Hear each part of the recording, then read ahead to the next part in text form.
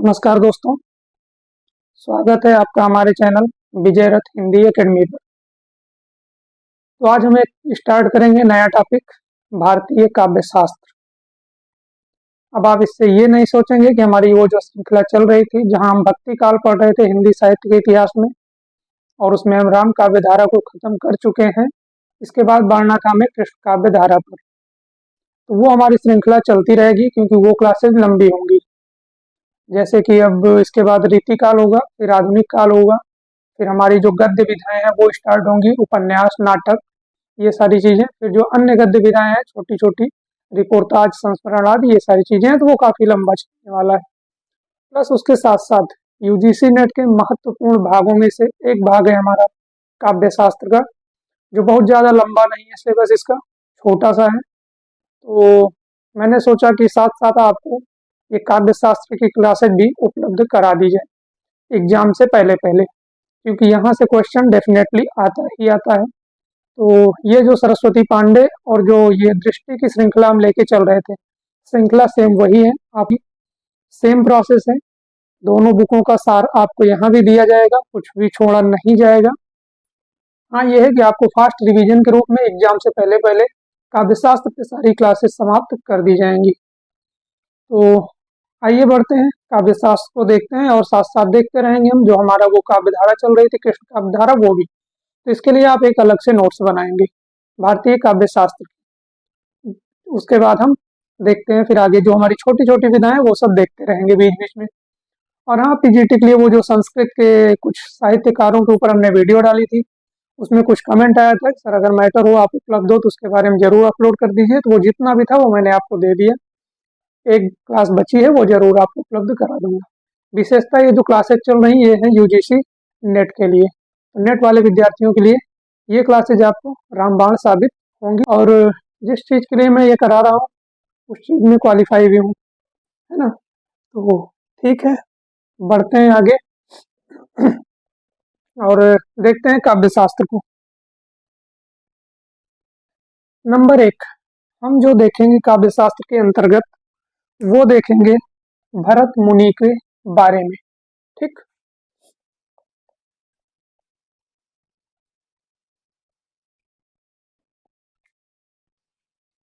भारतीय काव्य शास्त्र, सबसे पहले आप हेडिंग डालेंगे जो हमारे रचनाकार आते हैं, वो आते हैं भरत मुनि।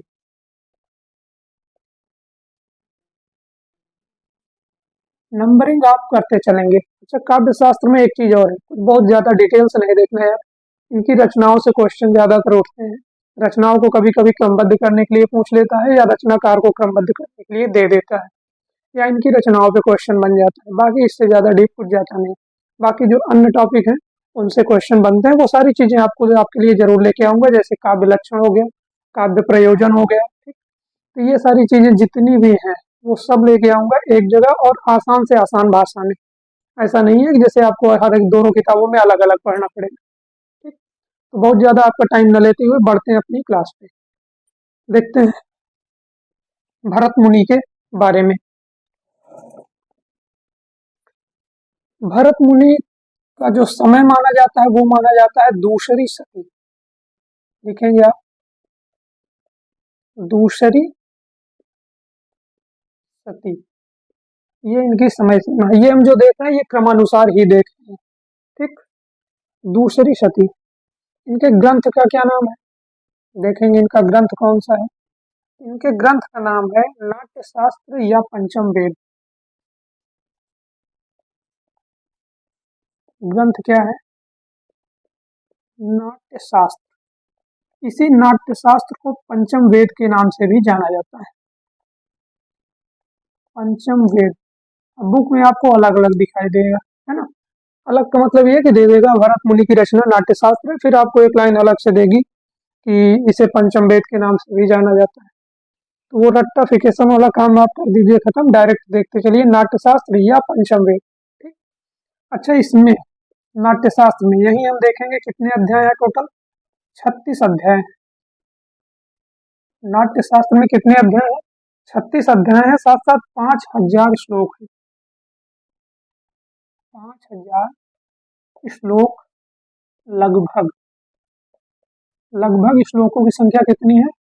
5000। तो जो इम्पोर्टेंट था वही था। नाट्यशास्त्र पंचम वेद, 36 अध्याय, 5000 श्लोक है। ठीक। अब हम देखेंगे कुछ महत्वपूर्ण बिंदु भरत मुनि के बारे में और इनके ग्रंथों से रिलेटेड। संस्कृत काव्यशास्त्र का प्रथम आचार्य माना जाता है। सीधे आप लिखेंगे इन्हें, संस्कृत काव्यशास्त्र का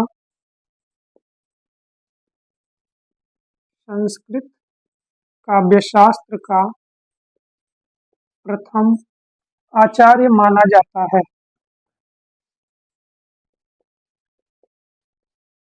प्रथम आचार्य माना जाता है। ठीक। अगला महत्वपूर्ण बिंदु हम देखेंगे ये काव्य की आलोचना। काव्य की आलोचना। काव्य की जो आलोचना है वाचिक अभिनय के प्रसंग के रूप में की है। वाचिक अभिनय, वाचिक अभिनय के प्रसंग के रूप में की है। के प्रसंग, वाचिक अभिनय के प्रसंग के रूप में की। किसने किया? नाट्य शास्त्र ने किया है। इन्होंने काव्य की जो आलोचना किया है वो वाचिक अभिनय के प्रसंग के रूप में किया है। ऐसे लिख लीजिएगा, किया है। ठीक। काव्य की आलोचना वाचिक अभिनय के प्रसंग के रूप में किया है। अगला देखेंगे महत्वपूर्ण बिंदु, इनके यहाँ 10 गुण, 10 दोष, ठीक, तथा 4 अलंकार, तथा 4 अलंकार। 4 अलंकार कौन कौन से हैं वो हम यहीं पे देख लेंगे ब्रैकेट में। यमक, उपमा, रूपक और दीपक। यमक है, उपमा है, रूपक है, दीपक है, ये 4 अलंकार हैं। की मीमांसा है, की मीमांसा है। गुण कितने? 10, दोष कितने? 10, अलंकार कितने? 4। कौन कौन से हैं? यमक, उपमा, रूपक और दीपक, ये हैं। ठीक। अच्छा, इनके और देखेंगे हम। छठे अध्याय में रस तथा 7वें अध्याय में भाव का वर्णन। छठी अध्याय में किसका वर्णन है? रस का। और 7वें अध्याय में किसका वर्णन है? भाव का। छठे अध्याय में रस, 7वें अध्याय में भाव का वर्णन है। ठीक। एक लिखेंगे आप नोट। नोट में ये लिखेंगे कि भरत मुनि ने रसों की संख्या 8 मानी है। लिखेंगे आप भरत मुनि, एक डैश लगाएंगे, लिखेंगे रस 8 मानते हैं या 8 रस मानते हैं? 8 रस मानते हैं। इतना ही जानना था हमें भरत मुनि के बारे में। ठीक। अब इसी के लिए आप चाहें तो सरस्वती पांडे बुक अलग से पढ़ें या दृष्टि की फिर अलग से पढ़ें, और अगर आपको भरोसा हो तो आप इससे भी काम चला सकते हैं। दोनों बुक आपको अलग अलग नहीं पढ़नी पड़ेगी, है ना। भरत मुनि दूसरी सदी में पैदा होते हैं। इनके ग्रंथ का क्या नाम है? मोस्ट इंपॉर्टेंट नाट्यशास्त्र या पंचम वेद है। कितने अध्याय हैं? 36 अध्याय हैं, 5000 श्लोक हैं लगभग। काव्यशास्त्र का प्रथम आचार्य माना जाता है। अगर आप थोड़ा सा ध्यान दे पा रहे हो तो हम भारतीय काव्यशास्त्र अपना टॉपिक लिखे और पहले आचार्य के रूप में हम जिसे लेके आए हैं आपके सामने वो कौन है? भरत मुनि है। तो सीधी सी बात है, काव्यशास्त्र का, संस्कृत काव्यशास्त्र का प्रथम आचार्य कौन है? हमारे भरत मुनि हैं। ठीक। काव्य की अच्छा, ये नाट्य शास्त्र से आप ये नहीं समझेंगे कि ये नाटक पर आधारित है। ठीक। ये काव्य की आलोचना की गई। इसमें काव्य की आलोचना जो है वो वाचिक अभिनय के प्रसंग के रूप में की गई है। 10 गुण, 10 दोष, 4 अलंकार है। 4 अलंकार कौन? यमक, उपमा, रूपक और दीपक है। छठे अध्याय में रस, 7वें अध्याय में भाव का वर्णन किया गया है। भरत मुनि ने टोटल रसों की संख्या कितनी मानी है? 8 मानी है। तो आप नोट कर लेंगे और बढ़ते हैं हम आगे। जो हमारे कुछ महत्वपूर्ण रचनाकार हैं उनके बारे में थोड़ा हम डिटेल से देखेंगे। ज़्यादा से ज़्यादा 3 या 4 हैं। बाकी सबके बारे में जो देखना है वो उनकी रचनाओं को सिर्फ देखना है।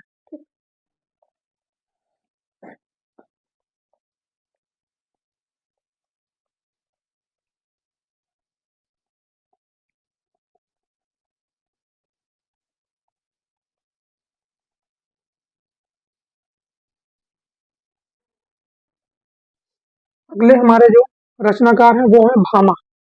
नंबरिंग आप करते जाएंगे। भामा, ठीक। समय सीमा इनकी हम देखेंगे 6ठी सदी का पूर्वार्ध, या आप सीधे याद रखेंगे 6ठी सदी, लेकिन यह है कि लिखेंगे पूरा 6ठी सदी का पूर्वार्ध, ये इनकी समय सीमा है। इनके ग्रंथ का क्या नाम है? सबसे पहले जो हम देखेंगे इनका जो ग्रंथ है वो है काव्यालंकार। काव्यालंकार, ठीक। काव्य अलंकार दोनों को मिला दीजिए, काव्यालंकार। कितने भाग हैं इसमें? 6 परिच्छेदों में विभक्त है। 6 परिच्छेद कितने हैं? अगर आपको न समझ आए तो आप लिखेंगे 6 परिच्छेदों में विभक्त, ठीक। टोटल 6 परिच्छेदों में क्या है? ये विभक्त है। देखेंगे ये कहाँ के निवासी थे।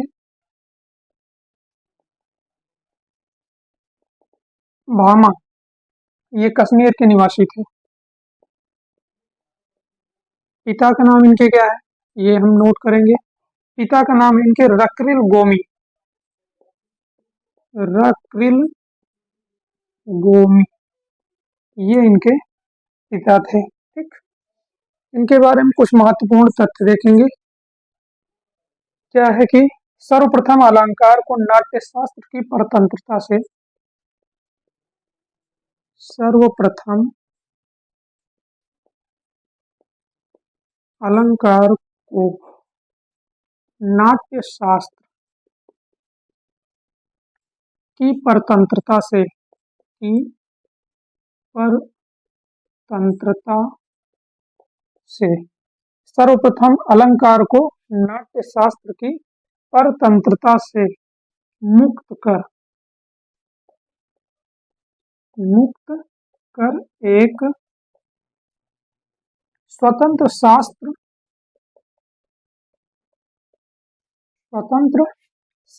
या संप्रदाय, स्वतंत्र शास्त्र या संप्रदाय के रूप में प्रस्तुत किया, के रूप में प्रस्तुत किया। थोड़ा सा फास्ट चल रहा हूं ताकि बहुत ज्यादा समय आपका नुकसान ना हो, है ना, कम से कम समय में चीजें कंप्लीट हो सके। सर्वप्रथम अलंकार को नाट्यशास्त्र की परतंत्रता, नाट्यशास्त्र की बेड़ी से, नाट्यशास्त्र से जो बंधा था। नाट्यशास्त्र अभी अभी हमने चर्चा की, भरत मुनि की, है ना। बार बार रिवीजन करते रहें, याद हो जाएगा क्लास में ही। सर्वप्रथम अलंकार को नाट्यशास्त्र की परतंत्रता से मुक्त किया, और क्या किया इन्होंने? अलंकार को एक स्वतंत्र संप्रदाय या शास्त्र के रूप में प्रस्तुत किया। किसको? अलंकार को सबसे पहले किससे? नाट्य शास्त्र की बेड़ी से जो बंधा हुआ था उससे मुक्त किया, और इसे क्या किया? स्वतंत्र संप्रदाय के रूप में स्थापित किया अलंकार को, ठीक। किसने? भामा ने। इनके हम देखेंगे प्रमुख काव्य सिद्धांत। यहाँ आप एक हेडिंग डालेंगे, प्रमुख सिद्धांत। कुछ सिद्धांत हैं इनके जो हम यहीं पे देख लेंगे। नंबर 1, शब्द और अर्थ दोनों का काव्य होना। अच्छा, एक चीज और है इनके बारे में, जो चीजें आगे पीछे दी गई, जैसे कि कुछ इसमें है, कुछ उसमें है, और कुछ यहाँ ना उपलब्ध होके कहीं और भी उपलब्ध है, वो सारी चीजें एक जगह हम आपको जरूर उपलब्ध कराएंगे। तो देखेंगे इनके बारे में। शब्द और अर्थ दोनों का काव्य होना, इनका सिद्धांत ये क्या कहते हैं? शब्द और अर्थ, शब्द और अर्थ दोनों का काव्य होना, दोनों का काव्य होना, ठीक। इनकी संस्कृत में भी एक सूक्ति है, या एक कह सकते हैं लाइन है, शब्दार्थो सहितो काव्यम, वो हम यहीं पे देख लेंगे जिससे आपको समझने में आसानी होगी। शब्दार्थो सहितो काव्यम, शब्दार्थो सहितो काव्यम क्या है? शब्द और अर्थ दोनों का काव्य होना। ठीक, ये है इनका। अच्छा, 3 गुण का वर्णन किया है इन्होंने। नंबर 2, 3 गुण। 3 गुण कौन कौन से हैं? माधुर्य, ओज और प्रसाद। या इसे ब्रैकेट में करेंगे। 3 गुण, माधुर्य, ओज, प्रसाद का वर्णन। इससे आपको पता रहेगा, इतना ही लिखना है। और 3 गुण, माधुर्य, ओज, प्रसाद का वर्णन है। अच्छा, रीति को न मानकर काव्य गुणों का विवेचन किया।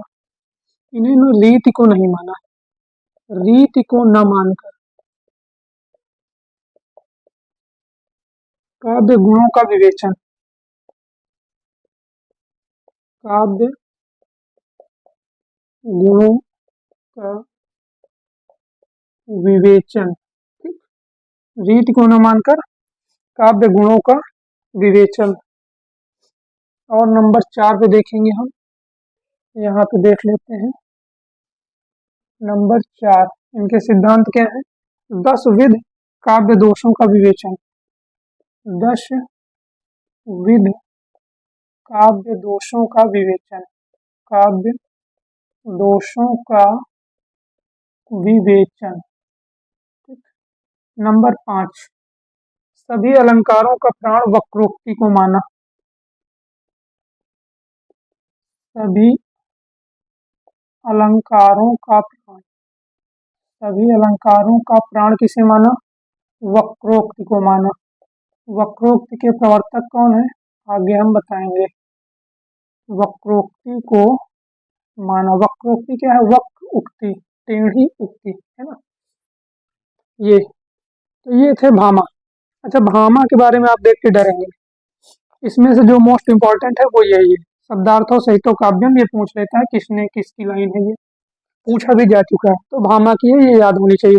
संस्कृत की लाइन बहुत ज्यादा पूछता है, शब्दार्थों सहितो काव्यम। अच्छा, की जो ये जो जितनी भी संस्कृत की लाइनें हैं वो हम आपको एक जगह जरूर उपलब्ध करा देंगे, उसके लिए आप बेफिक्र रहेंगे। एक क्लास मुश्किल से 5 से 7 मिनट की होगी, जिसमें आपको मिल जाएंगे लगभग 20 से 25 जो भी है ना। शब्दार्थों सहितो काव्यम भामा का है। 3 गुण मानते हैं भामा, माधुर्य, ओज, प्रसाद। रीत को इन्होंने नहीं एक्सेप्ट किया है, काव्य गुणों को माना है। ठीक, और यहाँ आप क्या देख रहे हैं? 10 विध काव्य दोषों का विवेचन किया। अच्छा, सभी अलंकारों का जो प्राण माना, ये मोस्ट है। सभी अलंकारों का प्राण किसे माना है? वक्रोक्ति को माना है। सबसे पहले अलंकार को नाट्य शास्त्र के बंधन से मुक्त किया और उसे स्वतंत्र संप्रदाय के रूप में स्थापित किया। किसने? भामा ने। और भामा किसके बाद आते हैं? भरत मुनि के बाद आते हैं।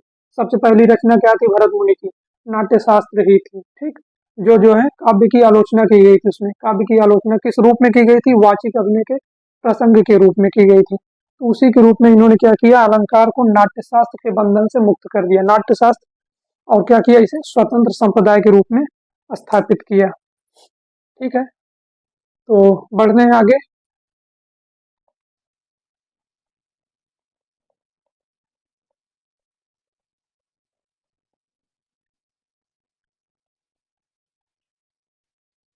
सभी अलंकारों का प्राण किसे माना इन्होंने? भामा ने। वक्रोक्ति को माना। यार बोलते रहिएगा बार बार। ठीक, शब्दार्थों सहितो काव्यम किसका है? भामा का है। बढ़ेंगे हम आगे। नंबर 3 लिखेंगे आप, दंडी। इसके बारे में देख रहे हैं हम, दंडी। समय क्या है इनका? 7वीं शती, 7वीं शती। ठीक, देखेंगे हम इनका ग्रंथ क्या है।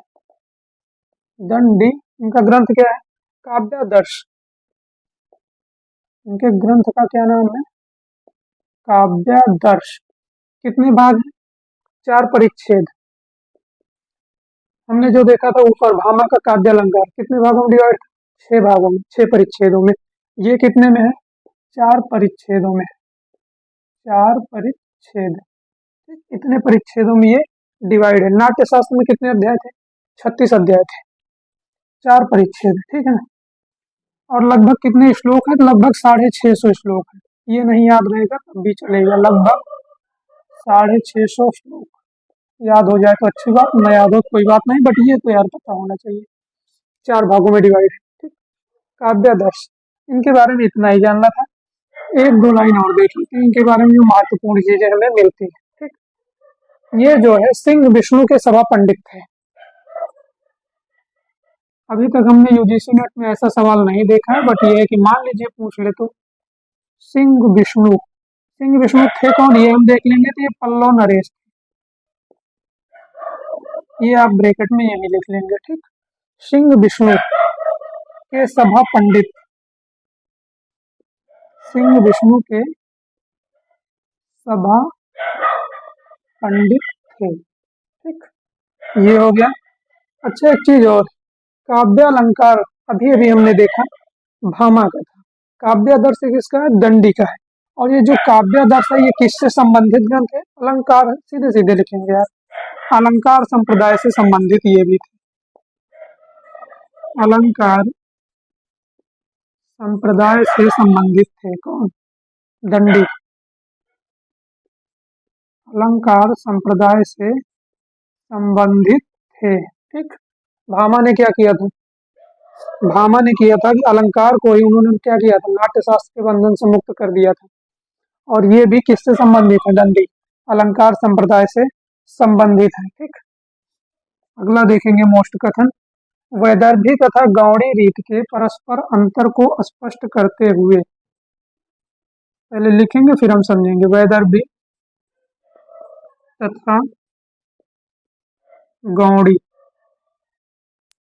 वैदर्भी तथा गौड़ी रीत के परस्पर, वैदर्भी तथा गौड़ी रीत के परस्पर अंतर को स्पष्ट करते हुए, अंतर को स्पष्ट करते हुए, स्पष्ट करते हुए, वैदर्भी तथा गौड़ी रीत के अंतर को स्पष्ट करते हुए इसका संबंध गुण से स्थापित किया। इसका संबंध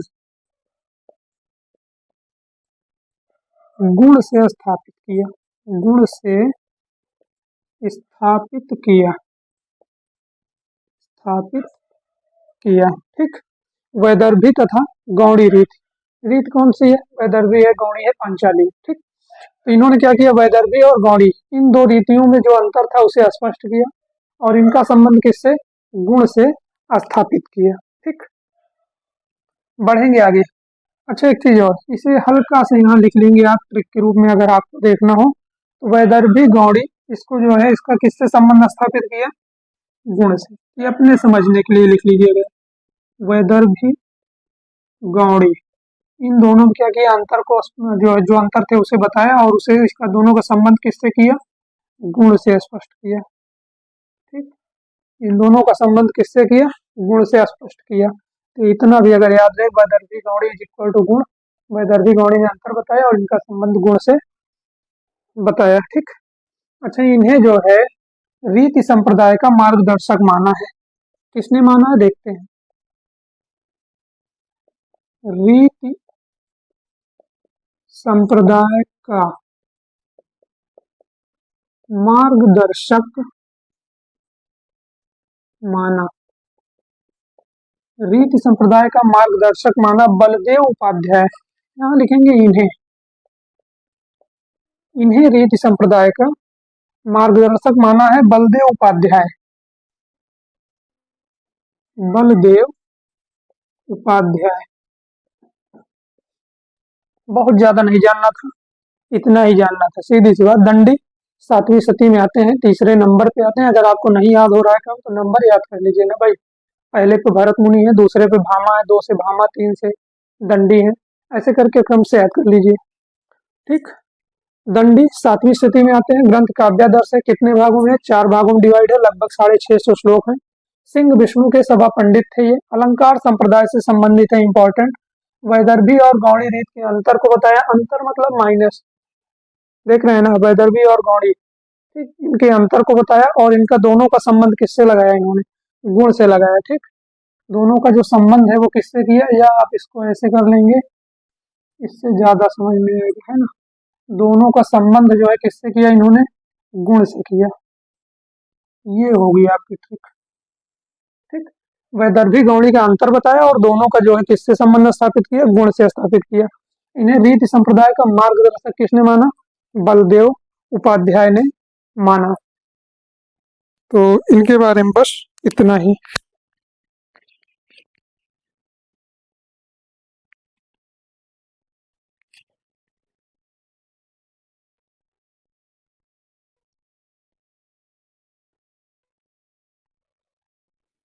तो हम लोग देख रहे थे भारतीय काव्य शास्त्र के अंतर्गत तीसरे कवि दंडी को, जिनके बारे में हमने क्या बताया था? इन्हें रीति संप्रदाय का मार्गदर्शक माना था।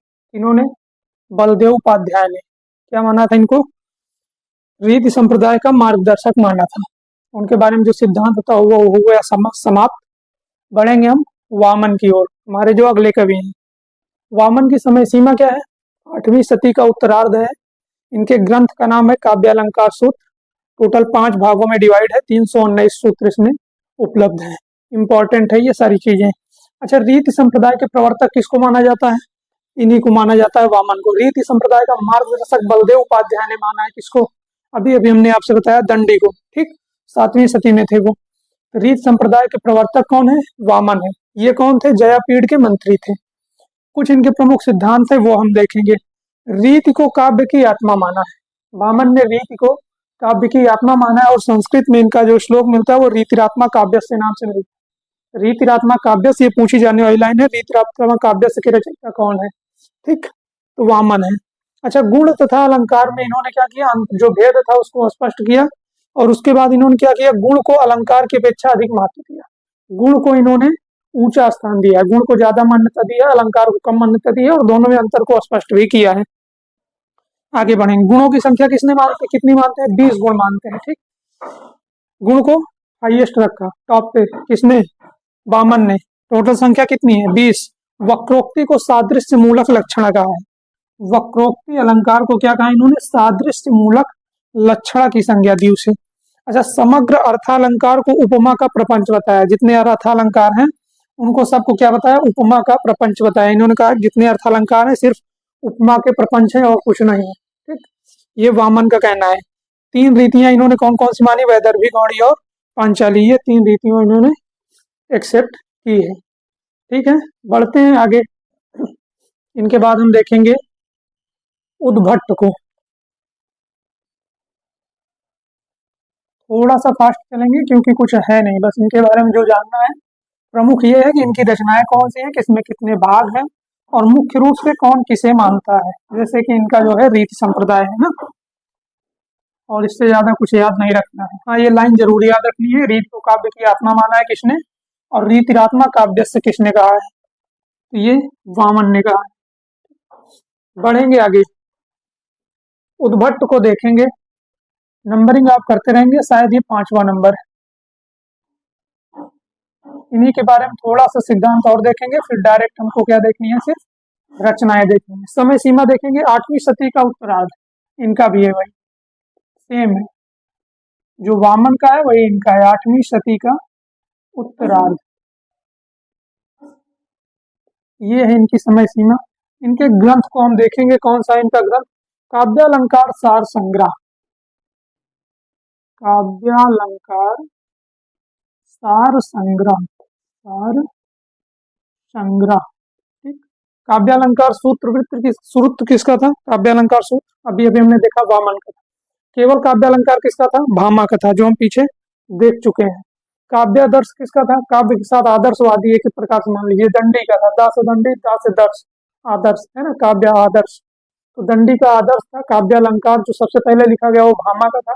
काव्यालंकार पे सूत्र किसका है? वामन का है। टोटल ये मानिए यार कि 52 सूत्र दिए थे इन्होंने अपने याद करने के लिए। वामन नाम है, सूत्र तो 52 होते हैं। कुछ भी और किसी भी चीज, मैथ का है, इसका है, इसका फिजिक्स का, कुछ भी सूत्र बनाते रहे तो 52 सूत्र होते हैं, ये याद रखिए आप। बाकी काव्यालंकार सार संग्रह, ये किसका है? सार संग्रह उद्भट का है। ठीक, अच्छा, जयदेव का सभा पंडित माना इनको। उद्भट को क्या माना गया है? जयदेव का सभा पंडित माना है। किसने माना ये हम देखेंगे। जयदेव का सभा पंडित माना, बस इतना ही नोट करेंगे आप। सभा पंडित माना, किसने माना? बलदेव ने माना है। बलदेव ने जो है दंडी को क्या माना था? रीत संप्रदाय का मार्गदर्शक माना था।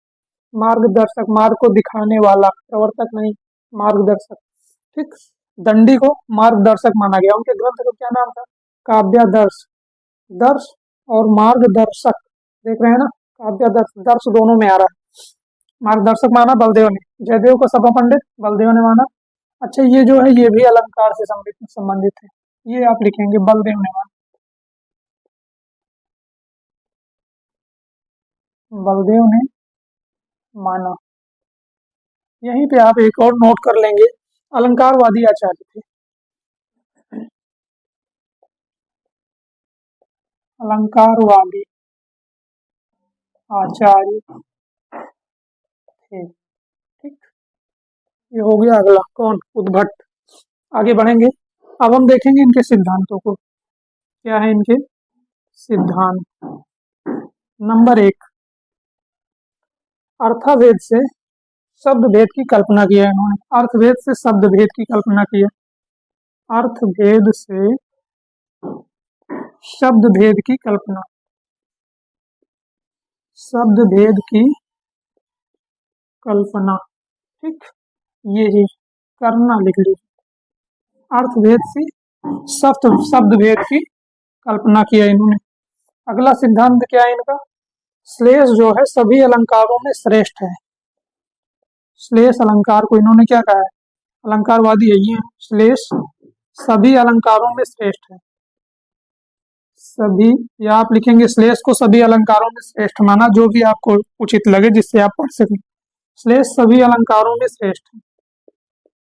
श्लेष सभी अलंकारों में श्रेष्ठ है। ठीक, गुण को टॉप पे किसने रखा था? अभी अभी हमने चर्चा की थी, वामन ने 20 गुण माना था। ठीक, और देख रहे हैं श्लेष को सभी अलंकारों में श्रेष्ठ किसने माना है? हमारे उद्भट महोदय ने माना है। ठीक, श्लेष सभी अलंकारों में श्रेष्ठ है। अच्छा, श्लेष के दो प्रकार बताए हैं। श्लेष के कितने प्रकार बताए हैं? श्लेष दो प्रकार लिखेंगे आप, यहीं से नोट कर लेंगे। नंबर एक, नंबर दो कौन कौन सा इन्होंने बताया है? एक तो है शब्द श्लेष, एक है अर्थ श्लेष। एक इन्होंने बताया है शब्द श्लेष, दूसरा बताया इन्होंने क्या? अर्थ श्लेष। ये दो भागों में श्लेष को डिवाइड किया इन्होंने। ठीक, श्लेष के दो प्रकार, शब्द श्लेष, अर्थ श्लेष बताया, और श्लेष को जो है सभी अलंकारों में श्रेष्ठ माना। काव्य गुण संघटना का धर्म है, ये इनका कथन है। काव्य गुण संघटना का धर्म है, संघटना का धर्म है। ये किसने कहा? ये उद्भट का कहना है। काव्य गुण किसका धर्म है? संघटना का धर्म है। एक चीज और देखेंगे आप, श्लेष के इन्होंने दो प्रकार बताए हैं, अर्थ के भी इन्होंने दो भेद बताए हैं। नंबर 4 लिख लेंगे आप यहीं पे, अर्थ। अर्थ के कितने भेद बताए हैं इन्होंने? दो भेद बताए हैं। दो भेद कौन कौन से हैं ये देख लेंगे। ठीक, नंबर 1 इन्होंने बताया है विचारित सुस्त। विचारित सुस्त, इससे तो अभी तक यूजीसी ने कभी क्वेश्चन नहीं उठाया है, ना मुझे देखने को मिला कहीं ये क्वेश्चन। ये है कि ये था तो हम आपके लिए नोट कर दे रहे हैं। अविचारित रमणीय, बस इतना ही था उद्भट के बारे में। 8वीं सदी में इनका जन्म होता है, समय सीमा 8वीं सदी है। काव्यालंकार सार संग्रह, ये मोस्ट इंपॉर्टेंट है, याद होना चाहिए। काव्यालंकार भामा का है। काव्यालंकार सूत्र किसका है? वामन का है। वामन ने 20 सूत्र दिया है, याद रखिए। 20 इनके काव्य गुण हो जाएंगे वामन के, और सूत्र इनकी रचना हो जाएगी। अच्छा, सबका सार किसने प्रस्तुत किया था? उद्भट, उद्भट ने प्रस्तुत किया था। ठीक, ये भी अलंकारवादी थे। जयदेव का सभा पंडित किसने माना है? ये महत्वपूर्ण है, बलदेव ने माना है। और दंडी को मार्गदर्शक किसने माना था रीत का? इन्होंने ही माना था। सिद्धांत देखेंगे, अर्थभेद और शब्दभेद की कल्पना किया इन्होंने। अर्थभेद से शब्दभेद की कल्पना की। श्लेष को इन्होंने टॉप पे रखा है। दंडी ने जो है किसको टॉप पे रखा था? अरे वामन ने गुण को रखा था। श्लेष के दो प्रकार बताए, शब्द श्लेष, अर्थ श्लेष बताया इन्होंने। काव्य गुण को क्या कहा? संघटना का धर्म कहा। इंपॉर्टेंट है, काव्य गुण संघटना का धर्म है। अर्थ के दो भेद हैं, विचारित सुस्त, अविचारित रमणीय। ये थे उद्भट। बढ़ेंगे हम आगे।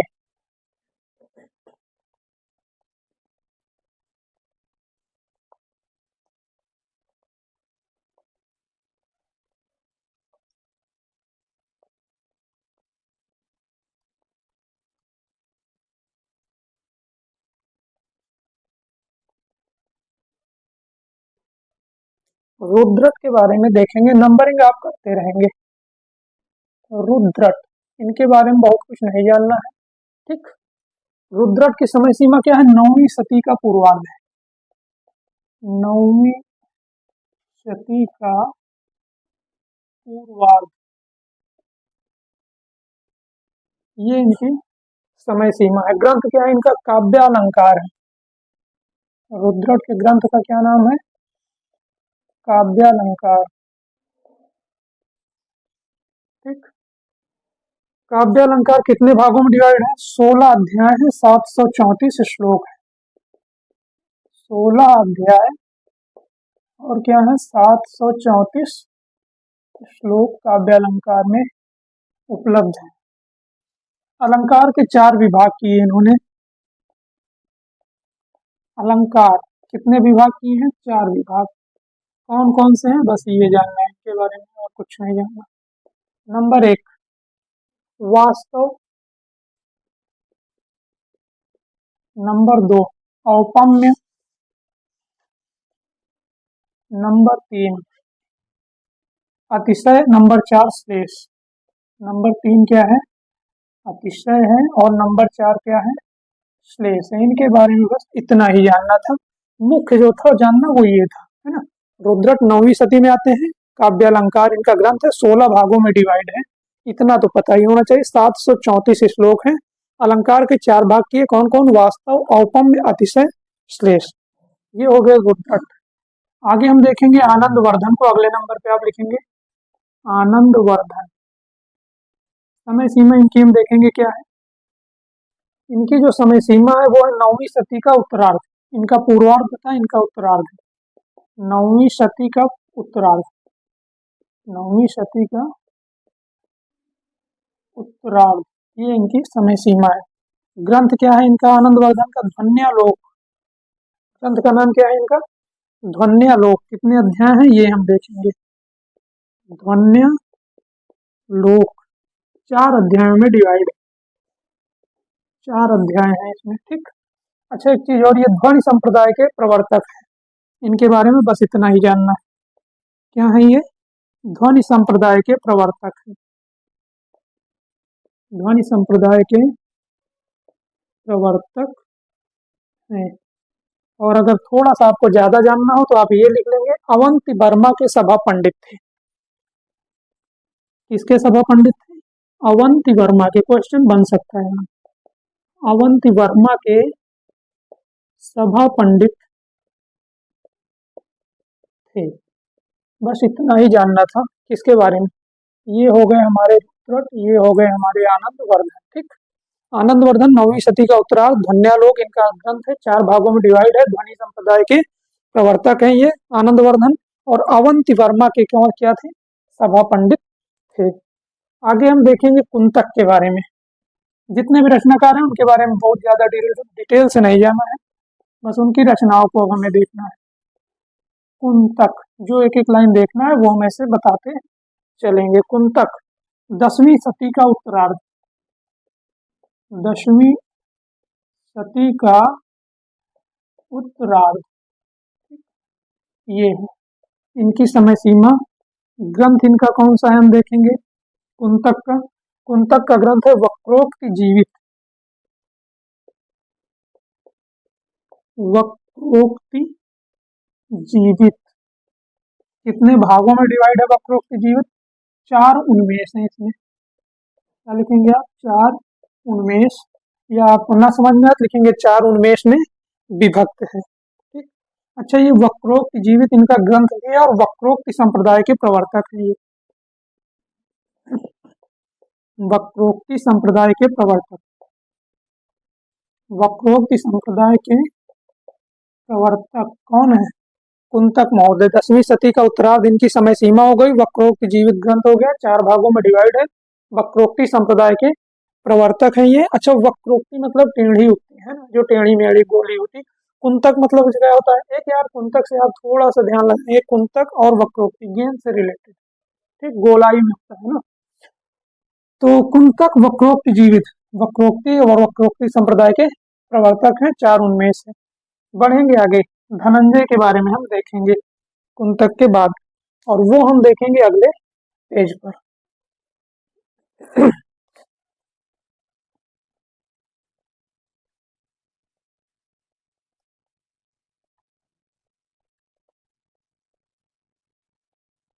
इनमें कुछ ज्यादा डिटेल्स नहीं देखना है, इसलिए थोड़ा सा फास्ट चल रहा हूँ, है ना। जिसको रिवीजन मारना है वो फटाफट पूरा एक साथ रिवाइज कर सके, ताकि जिसे लिखना है वो वीडियो रोक के लिख सकता है। धनंजय के बारे में देखेंगे। धनंजय 10वीं शती इनकी भी समय सीमा है। 10वीं शती का उत्तरार्ध, 10वीं शती का उत्तरार्ध इनकी क्या है समय सीमा। इनका ग्रंथ क्या है हम देखेंगे। 10 रूपक, ग्रंथ का क्या नाम है इनके, 10 रूपक। कितने भागों में डिवाइड, 4 प्रकाश में विभाजित है। इसमें 4 प्रकाश में डिवाइड है, और टोटल लगभग कितने हैं, 300 कारिकाएं। लगभग जैसे किसी में श्लोक है, किसी में कुछ है, इसमें क्या है कारिकाएं। लगभग 300 कारिकाएं हैं इसमें, कारिकाएं। ठीक, ये 10 रूपक, ये इनका ग्रंथ है धनंजय का। ठीक, अच्छा एक चीज और इनके बारे में महत्वपूर्ण ये है, ध्वनि संप्रदाय का प्रवर्तक हमने आनंद वर्धन को देखा था, और ये ध्वनि संप्रदाय के विरोधी थे, कट्टर, है ना, दुश्मन है आनंद वर्धन के। ये भी आपको याद रहे तब भी ठीक है, लिखेंगे ध्वनि संप्रदाय के विरोधी, ध्वनि संप्रदाय के विरोधी आचार्य थे, या ध्वनि के विरोधी लिख लीजिए सीधे सीधे शॉर्ट में, ध्वनि के विरोधी आचार्य या ध्वनि विरोधी आचार्य, ध्वनि विरोधी आचार्य थे। और क्या थे ये, मुंजराज के सभा पंडित थे। किसकी सभा में रहते थे, मुंजराज, मुंजराज के सभा पंडित।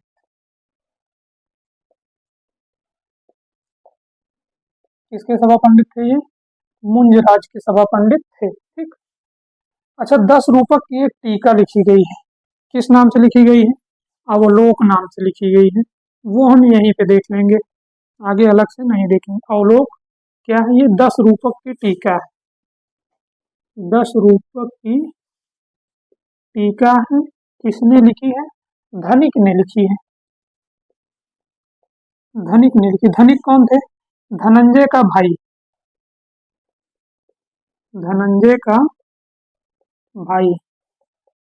अभी अभी हमने आपसे बताया कि ये ध्वनि विरोधी आचार्य हैं। ध्वनि सिद्धांत के प्रवर्तक कौन थे, आनंद वर्धन थे। ठीक, और तो इस हिसाब से आपको याद करना है, तो आप ऐसे याद कीजिए कि आनंद वर्धन के कट्टर दुश्मन कौन थे, धनंजय थे। बस इतना भी याद रहा तब भी आपको याद हो जाएगा। मोस्ट ये है, 10 रूपक है, 4 भागों में डिवाइड है, 300 कारिकाएं हैं, ध्वनि विरोधी आचार्य है, मोस्ट इंपॉर्टेंट है, मुंजराज के सभा पंडित थे। अच्छा ये अवलोक नाम से जो टीका लिखी गई थी, ये किसने लिखा था, इनके भाई धनिक ने लिखा था। ठीक, आगे हम देखेंगे अभिनव गुप्त के बारे में। हमारे जो अगले हैं वो हैं अभिनव गुप्त। अगले पेज पे देख लेते हैं इनको।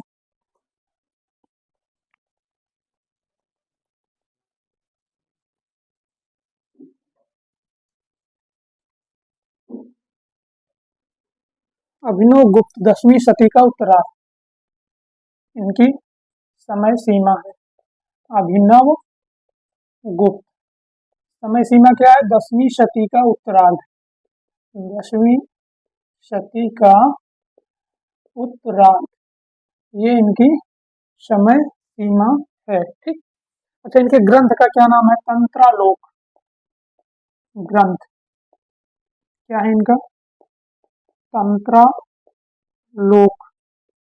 ये इनका ग्रंथ है। ठीक, तंत्र शास्त्र का विश्वकोश माना जाता है इसे। क्या माना जाता है इसे, लिखेंगे आप, तंत्र शास्त्र का विश्वकोश, तंत्र शास्त्र का विश्वकोश माना जाता है, विश्वकोश माना जाता है। ठीक, ये किसका, तंत्र शास्त्र का विश्वकोश माना जाता है। किसे? तंत्रालोक को, ऐसे भी याद रहेगा। देखते हैं, इन्होंने 3 टीकाएं लिखी अभिनव गुप्त ने, इनके बारे में बस इतना ही जानना है। कौन कौन सी लिखी है बताता हूँ। इन्होंने 3 टीकाएं लिखी। इन्होंने मतलब कौन? अभिनव गुप्त ने। इन्होंने 3 टीकाएं लिखी। ये 3 टीकाएं कौन थी हम यहाँ देखेंगे। नंबर 1 इन्होंने लिखी थी अभिनव भारती। क्या लिखा इन्होंने? अभिनव भारती। ठीक। अच्छा, ये जो अभिनव भारती है भरत मुनि के नाट्य शास्त्र पर आधारित है, या सीधे लिखेंगे आप नाट्य शास्त्र भरत मुनि। ठीक, इतना भी याद होगा। 3 टीकाएं लिखी, अभिनव भारती लिखा। किस पे लिखा? नाट्य शास्त्र पर। नाट्य शास्त्र पर। ठीक। नंबर 2 जो लिखा इन्होंने लिखा ध्वन्यालोक लोचन। ध्वन्यालोक लोचन, ये जो टीका है ये है आनंद वर्धन के ध्वन्यालोक पर। ध्वन्यालोक नामक ग्रंथ किसका था? अभी अभी पीछे आपने देखा, आनंद वर्धन का था, जो ध्वन के प्रवर्तक थे, आनंद वर्धन का था। ठीक, इस पर इन्होंने क्या लिखा? ध्वन्यालोक पर ध्वन्यालोक लोचन लिखा। एक और टीका लिखी इन्होंने काव्य कौतुक विवरण। काव्य कौतुक विवरण। ठीक, ये क्या है? काव्य कौतुक पर लिखा इन्होंने। काव्य कौतुक किसका ग्रंथ था? काव्य कौतुक, ये भट्ट तौत का था। किसका है? भट्ट तौत का। भट्ट तौत। बस इतना ही जानना था अभिनव गुप्त के बारे में। समय सीमा 10वीं शताब्दी है इनकी। ठीक, तंत्रालोक नामक ग्रंथ लिखा जो तंत्र शास्त्र पर, या तंत्र शास्त्र का जिसे विश्वकोश माना जाता है। बस इतना जानना। तंत्रालोक किसका है? अभिनव गुप्त का है। तंत्र शास्त्र इसी से रिलेटेड है, आप इतना कर देंगे। 3 टीका कौन सी है? अभिनव भारती, ध्वन्यालोक लोचन, काव्य कौतुक विवरण। क्वेश्चन आ जाता है कि अभिनव भारती के रचनाकार कौन है, या ध्वन्यालोक लोचन किसने लिखा, काव्य कौतुक विवरण किसने लिखा। ठीक, तो इन सब के रचयिता कौन है? अभिनव गुप्त है। अभिनव भारती टीका भरत मुनि के नाट्य शास्त्र पर आधारित है। ध्वन्यालोक लोचन आनंद वर्धन के ध्वन्यालोक पर है। काव्य कौतुक विवरण काव्य कौतुक पर ही है। काव्य कौतुक भट्ट तौत का ग्रंथ है। ठीक, आगे देखेंगे। अभिनव गुप्त के माता का नाम क्या था? इनकी माता का नाम था विमलका। थोड़ा सा देख लेंगे अभिनव गुप्त के बारे में। यही देख लेते हैं यार, ये इतना तो इम्पोर्टेंट था, ये हमें जानना ही जानना था। ठीक, देखिए इनकी माता कौन थी। माता का नाम था विमलका। माता का नाम क्या था इनके? विमलका था। अच्छा, इनके व्याकरण शास्त्र के गुरु कौन थे? अभिनव गुप्त के व्याकरण शास्त्र के गुरु, व्याकरण शास्त्र के गुरु, ये कौन है? नरसिंह गुप्त थे। नरसिंह गुप्त, ये इनके कौन है? व्याकरण शास्त्र के गुरु हैं, या इन्हें चुखलुक के नाम से भी जाना जाता है। नरसिंह गुप्त या चुखलुक, ये चुखुलक है ना कि चुखलुक, चुखुलक के नाम से जाना जाता है। अच्छा, ये हैं कौन? ये इनके पिता थे, या आप ऐसे ना समझ पाए सीधे लिखेंगे पिता चुखलक या नरसिंह गुप्त, फिर ब्रैकेट में लिखेंगे व्याकरण शास्त्र के गुरु थे इनके। ठीक, इनके देखेंगे ध्वनि शास्त्र के गुरु कौन थे? सब तीनों ने टीका भी तो लिखी है, तो तीनों के गुरु अलग अलग। ध्वनि शास्त्र के गुरु, तो ध्वनि शास्त्र के गुरु हैं इनके भट्ट इंदुराज। भट्ट इंदुराज, ये इनके ध्वनि शास्त्र के गुरु हैं। एक और गुरु हैं इनके नाट्य शास्त्र के। कौन है? नाट्य शास्त्र के गुरु। नाट्य शास्त्र के जो गुरु है वो है भट्ट तौत। भट्ट तौत, ये कौन है? इनके नाट्य शास्त्र के गुरु हैं। तो अभिनव गुप्त के बारे में इतना ही जाना था। माता विमलका थी, पिता का नाम नरसिंह गुप्त या चुगलक था। अपने पिता से इन्होंने व्याकरण सीखा था, इतना भी याद रहेगा तब भी याद हो जाएगा। व्याकरण शास्त्र के गुरु इनके पिता खुद थे। ध्वनि शास्त्र के गुरु भट्ट इंदुराज हैं। नाट्य शास्त्र के गुरु भट्ट तौत हैं। बढ़ेंगे हम आगे।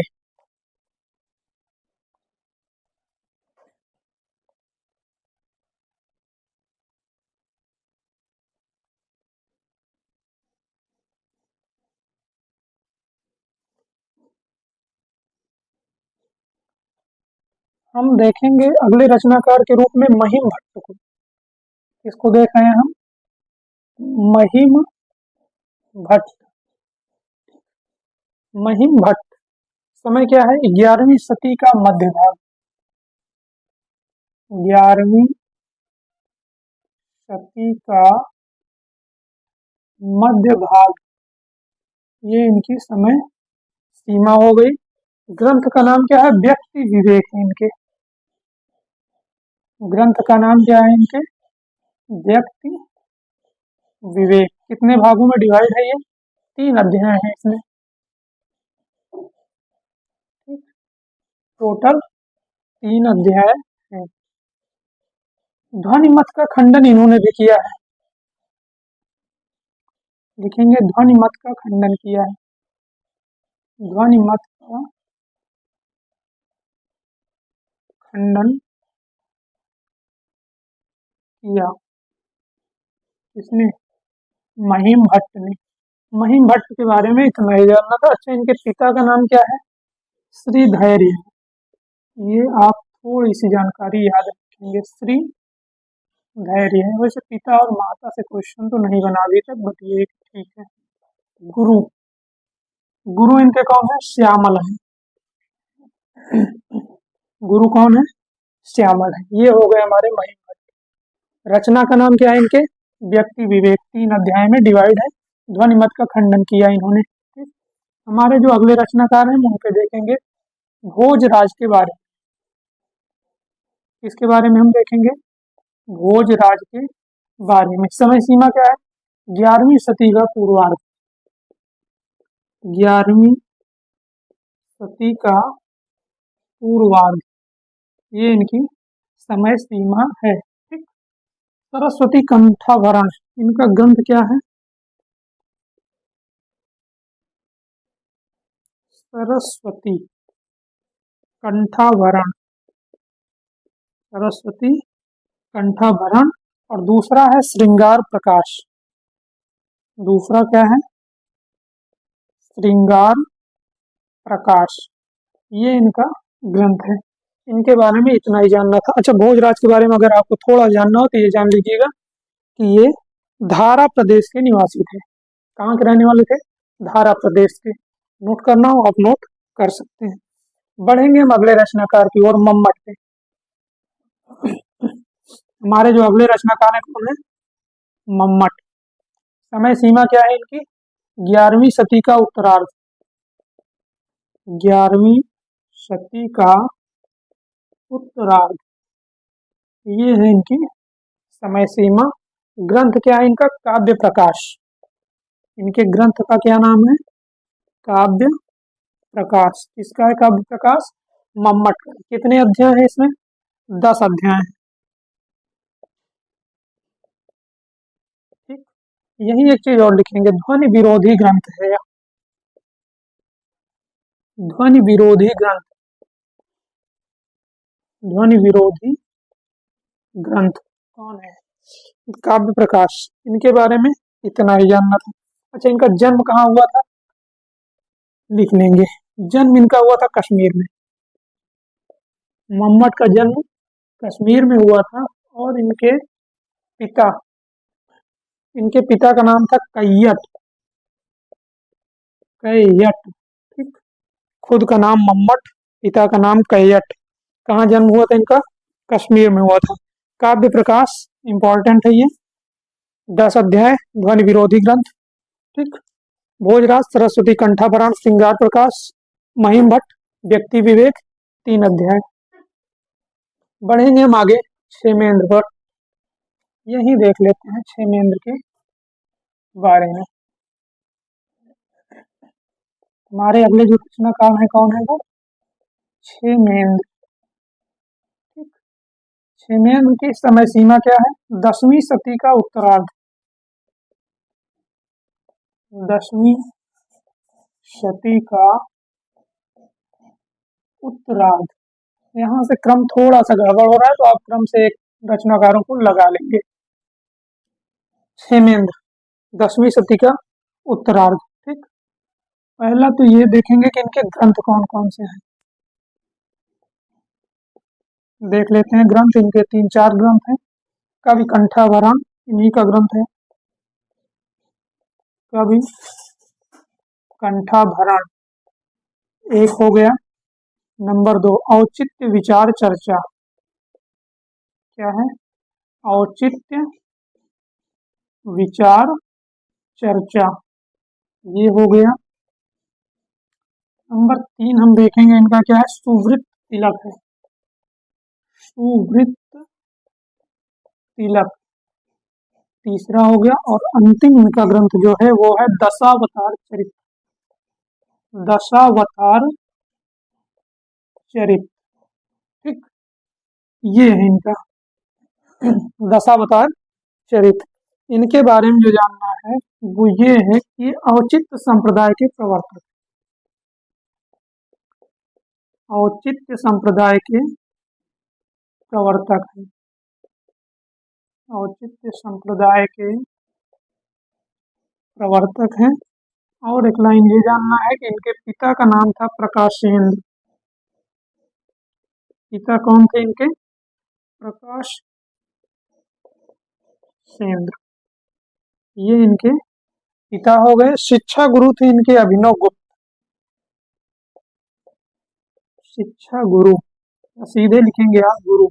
गुरु कौन है इनके? अभिनव गुप्त, जिनके बारे में अभी अभी पीछे हमने देखा। तो ये थे कौन? क्षेमेंद्र। 10वीं शती का उत्तरार्ध। ग्रंथ का नाम कवि कंठाभरण, सुवृत्त तिलक, औचित्य विचार चर्चा और दशावतार चरित्र। ये 4 ग्रंथ इनके हैं। औचित्य संप्रदाय के प्रवर्तक हैं ये। पिता इनके प्रकाशेंद्र हैं और गुरु इनके अभिनव गुप्त हैं। ठीक, बढ़ेंगे हम अगले रचनाकार रुइयक की ओर।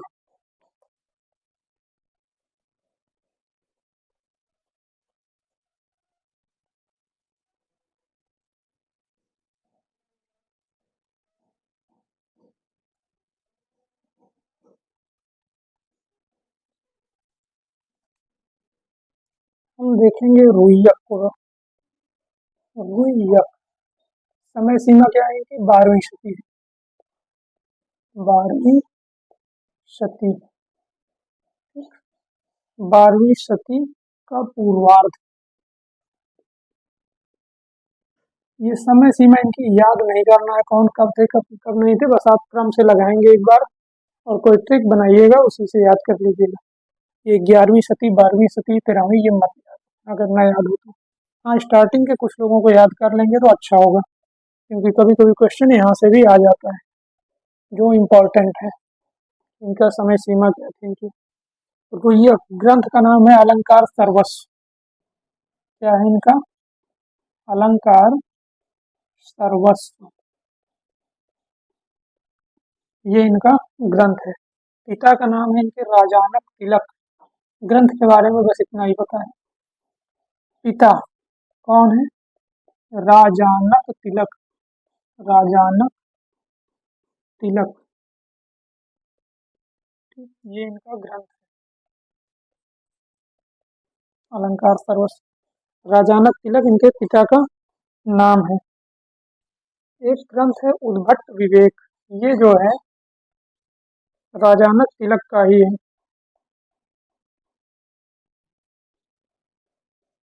उद्भट विवेक। उद्भट विवेक। रचनाकार कौन है? राजानक तिलक, जिनके बारे में हम पढ़ रहे हैं अभी।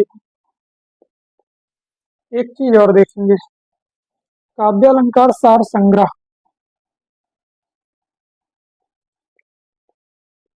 काव्यालंकार सार संग्रह, इस नाम से टीका भी है। उद्भट के ग्रंथ पर टीका लिखी गई। उद्भट के ग्रंथ की टीका, उद्भट के ग्रंथ पर टीका लिखी। ठीक, काव्यालंकार सार संग्रह नाम से एक टीका भी है। उद्भट विवेक राजानक तिलक का है। रुय्यक जो है ये मंखक के काव्य गुरु थे, या सीधे सीधे रुय्यक ये जो है मंखक के काव्य गुरु थे, मंखक के काव्य गुरु थे। इनके बारे में इतना ही जानना था। ये सारी चीजें ना भी पता हो तब भी चल जाएंगे, बस इतना याद रखना कि अलंकार सर्वस्व रुय्यक का है। ठीक, और उद्भट विवेक किसका है? राजानक तिलक का है। अगले जो हमारे रचनाकार है वो है शोभाकार मित्र। शोभाकार मित्र, शोभाकार मित्र की जो समय सीमा है वो है 12वीं शती का उत्तरार्ध। 12वीं शती का उत्तरार्ध ये है इनकी समय सीमा। और इनके जो ग्रंथ का नाम है वो है अलंकार रत्नाकर। नोट कर लेंगे आप, ग्रंथ अलंकार रत्नाकर। ये किसका ग्रंथ है? ये ग्रंथ है शोभाकार मित्र का, और इनके पिता का नाम था त्रयीश्वर मित्र। यही लिख लेंगे, पिता कौन थे इनके? त्रयीश्वर मित्र। त्रयीश्वर मित्र ये इनके पिता थे। ग्रंथ कौन था? अलंकार रत्नाकर था। ठीक, हम देखेंगे हेमचंद्र के बारे में। अगले हमारे जो रचनाकार है वो है हेमचंद्र। हेमचंद्र के बारे में समय सीमा इनकी कोई निर्धारित नहीं मिली। ये कुमारपाल के गुरु थे। लिखेंगे आप, कुमारपाल के गुरु थे। कुमारपाल के गुरु थे। ठीक, अच्छा इनका ग्रंथ क्या है? ग्रंथ का नाम इनके जो है वो है काव्यानुशासन। काव्यानुशासन ग्रंथ किसका है? हेमचंद्र का है काव्यानुशासन। ठीक, नाट्य दर्पण एक ग्रंथ है रामचंद्र गुणचंद्र का है। इन्हीं से रिलेटेड है, इसीलिए यहीं पे हम लिख लेंगे। क्या है एक ग्रंथ? नाट्य दर्पण। नाट्य दर्पण के रचनाकार कौन है? रामचंद्र गुणचंद्र है। रामचंद्र गुणचंद्र। नाट्य दर्पण के रचनाकार रामचंद्र गुणचंद्र है, और ये जो रामचंद्र गुणचंद्र है ये हेमचंद्र के शिष्य थे। हेमचंद्र के शिष्य कौन है? रामचंद्र गुणचंद्र। ठीक, एक चीज और देखेंगे, रामचंद्र को क्या कहा जाता है? इन्हें प्रबंध शतकर्ता की उपाधि दी जाती है। प्रबंध शतकर्ता, प्रबंध शतकर्ता, प्रबंध प्रबंधर शतकर्ता है।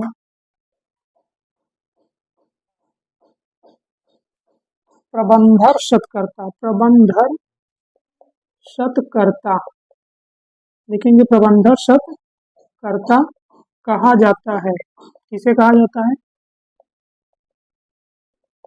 रामचंद्र को।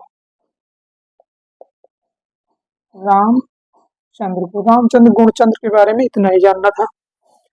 नाट्य दर्पण रामचंद्र गुणचंद्र का ग्रंथ है, हेमचंद्र के शिष्य थे।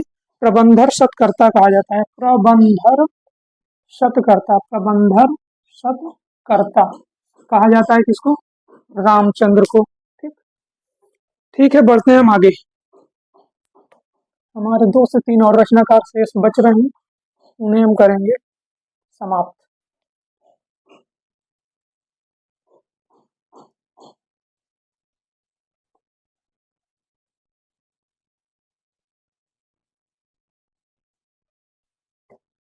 शारदा तनय ग्रंथ का नाम क्या है? हम देखेंगे शारदा तनय के बारे में। समय सीमा इनकी क्या है? 13वीं शती का मध्य भाग। 13वीं शती का मध्य भाग, ये इनकी समय सीमा हो गई। हम देखेंगे इनका ग्रंथ कौन सा है। इनके ग्रंथ का नाम है भाव प्रकाशन। क्या है? भाव प्रकाशन। ये इनका ग्रंथ हो गया। 10 अधिकार या अध्याय है इसमें। इनके बारे में बस इतना ही जानना था। 10 अधिकार या अध्याय। शारदा तनय ग्रंथ का नाम क्या है? भाव प्रकाशन है। अगले रचनाकार को देखते हैं हम। जयदेव के बारे में देखेंगे हम। समय सीमा क्या है? 13वीं का उत्तरार्ध है। 13वीं शती का उत्तरार्ध। 13वीं शती का उत्तरार्ध, ये इनकी समय सीमा है।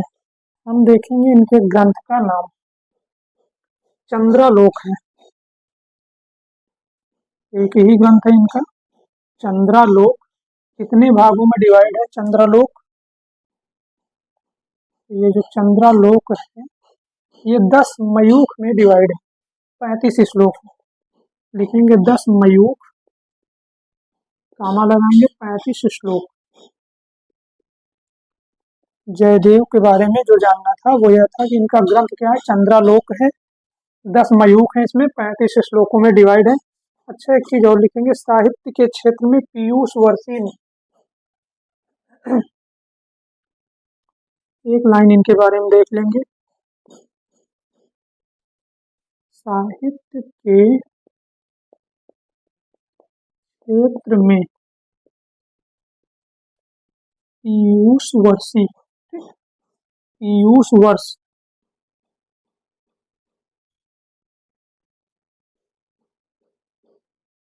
साहित्य के क्षेत्र में पीयूष वर्ष, न्याय के क्षेत्र में पक्षधर।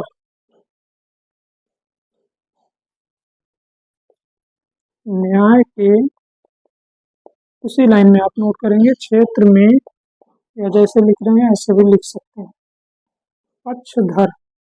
न्याय के क्षेत्र में पक्षधर की उपाधि से प्रख्यात, की उपाधि से प्रख्यात है, मतलब जाने जाते हैं। 2 उपाधियां हैं इनकी। एक तो पीयूष वर्ष है जो साहित्यिक क्षेत्र में है, और एक पक्षधर नाम से जाने जाते हैं न्याय के क्षेत्र में। ये था इसके बारे में, जयदेव के बारे में। अगले हमारे हैं विश्वनाथ। कौन है? विश्वनाथ। इनके ग्रंथ का क्या नाम है? समय सीमा देखेंगे 14वीं शती का पूर्वार्ध। 14वीं शती का पूर्वार्ध, ये इनकी समय सीमा है। और इनके ग्रंथ का नाम है साहित्य दर्पण। ग्रंथ का क्या नाम है? साहित्य दर्पण। कितने भागों में डिवाइड? 10 परिच्छेद में। कितना है इसमें? 10 परिच्छेद आपको देखने को मिलेंगे। एक चीज और यहीं पे हम देख लेंगे, इनके पिता का नाम। पिता का नाम चंद्रशेखर है। चंद्रशेखर, ये इनके पिता थे। विश्वनाथ के बारे में बस इतना ही था। आगे हम देखेंगे विद्याधर के बारे में। विद्याधर, समय सीमा क्या है इनकी? सेम वही है, 14वीं शती का पूर्वार्ध है। और इनका जो ग्रंथ है वो है एकावली। ग्रंथ का क्या नाम है? एकावली है। काव्य प्रकाश की शैली पर रचित है। ब्रैकेट में आप लिखेंगे काव्य प्रकाश की शैली पर रचित। काव्य प्रकाश की शैली पर रचित, शैली पर रचित। ये हो गए विद्याधर। एकावली इनका ग्रंथ है। अब हमारे एक आते हैं विद्यानाथ। अगले जो हमारे रचनाकार हैं वो हैं विद्यानाथ। समय सीमा इनकी भी क्या है? वही है, 14वीं शती। 14वीं शती इनकी भी समय सीमा है। ग्रंथ का नाम देखेंगे सीधे सीधे, प्रताप रुद्र यशोभूषण। प्रताप रुद्र यशोभूषण, ये इनके ग्रंथ का नाम है। प्रताप रुद्र यशोभूषण। भूषण 9 प्रकरणों में डिवाइड है। 9 प्रकरण। क्या हो गया? भाव प्रकाशन शारदा तनय का है, चंद्रलोक जयदेव का है, न्याय के क्षेत्र में पक्षधर और पीयूष वर्ष की उपाधि साहित्य के क्षेत्र में जयदेव की है। विश्वनाथ के ग्रंथ का क्या नाम है? साहित्य दर्पण है। कितने भाग हैं? 10 भाग हैं। विद्याधर का एकावली है, काव्य प्रकाश की शैली पर रचित है, इंपॉर्टेंट है। प्रताप रुद्र यशोभूषण किसका है? विद्यानाथ का है। एक और है हमारे अप्पय दीक्षित, उनको हम यही देख लेते हैं। कौन है?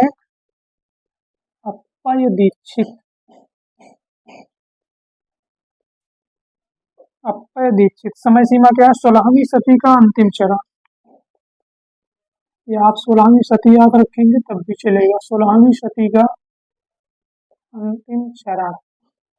अंतिम चरण। ग्रंथ का क्या नाम है इनके? इनके 3 ग्रंथ हैं ना। वृत्ति वार्तिक है, चित्र मीमांसा है, कुवलयानंद है। वृत्ति वार्तिक, ठीक। वृत्ति में छोटी की मात्रा, वृत्ति वार्तिक है। नंबर 2 इनका क्या है? चित्र मीमांसा। चित्र मीमांसा, चित्र मीमांसा। और नंबर 3 इनका क्या है? कुवलयानंद। कुवलयानंद, ये जो है 3 ग्रंथ इनके हैं। एक चीज और, अप्पय दीक्षित जो थे ये दक्षिण भारत के प्रसिद्ध शैव दार्शनिक थे।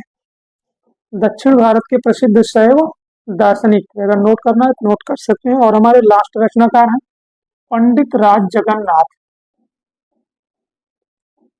पंडित राज जगन्नाथ, ठीक।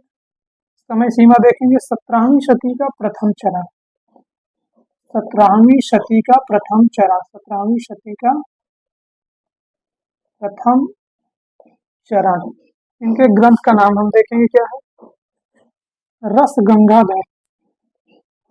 ग्रंथ क्या है इनका? रस गंगाधर। रस गंगाधर, ये इनके ग्रंथ का नाम है। अच्छा, इनके पिता कौन थे? तो पेद्य भट्ट नाम था इनके पिता का। पिता का नाम क्या था? पेद्य भट्ट। पेद्य भट्ट, ये इम्पोर्टेंट नहीं है, बस ये याद रखना। रस गंगाधर, यहीं से क्वेश्चन आज तक बनाए पंडित राज जगन्नाथ के ऊपर, ठीक। तो ये जो रचनाएं थी वो लगभग हो गई समाप्त।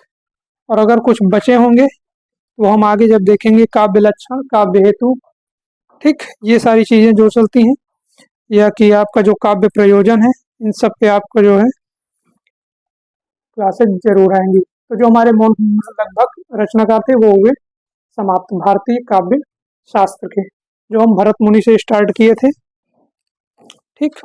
और देख रहे हैं पंडित राज जगन्नाथ तक। मेरे हिसाब से सब कंप्लीट है, बट ये है कि कुछ रचनाएं या रचनाकार शायद 3 या 4 छूट रहे हैं। वो हम जब देखेंगे काव्य हेतु के बारे में तो सबसे पहले हम वो 3 या 4 को कंप्लीट कर देंगे। उनमें 3-4 जो है उनमें भी यही देखना है कि इनका नाम और उनकी रचनाएं कौन सी हैं। बाकी सारी चीजें आपकी कंप्लीट है। और हाँ, दोनों बुक से कंप्लीट है, ठीक है। आज के लिए इतना ही, मिलते हैं हम अगली क्लास में काव्य हेतु के साथ। तब तक के लिए लेंगे आपसे विदा।